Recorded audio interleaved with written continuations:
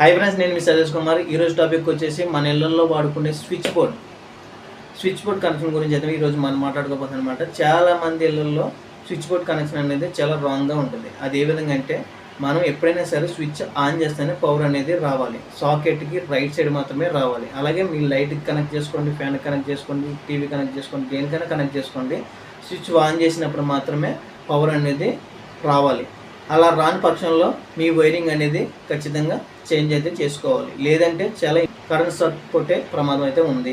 ఎప్పుడైనా సరే మనం కంట్రోల్ చేయాలనుకుంటే పవర్ అనేది కంట్రోల్ చేయాలి, పేస్ అనేది కంట్రోల్ చేయాలి, న్యూట్రల్ అనేది కంట్రోల్ చేయకూడదు. న్యూట్రల్ ఎందుకు కంట్రోల్ చేయకూడదు అంటే కనుక, మీరు స్విచ్ బంద్ చేశారన్న భ్రమలో మీరు లైవ్ కాంటాక్ట్ని మీరు పట్టుకున్నప్పుడు అయితే మీకు షాక్ అయితే కొడుతుంది. అందుకని మీరు ఎప్పుడైనా సరే మీ ఇళ్ళల్లో పేస్ అనేది మాత్రమే కంట్రోల్ చేయండి. పేస్ అనేది కంట్రోల్ చేయడం వల్ల షాక్ కొట్టే అవకాశం అయితే ఉండదు. అది ఏ అప్లికేషన్కైనా సరే ఇదే విధంగా మీ ఇళ్ళలో ఉందో లేదో ఒకసారి చెక్ చేసుకోండి.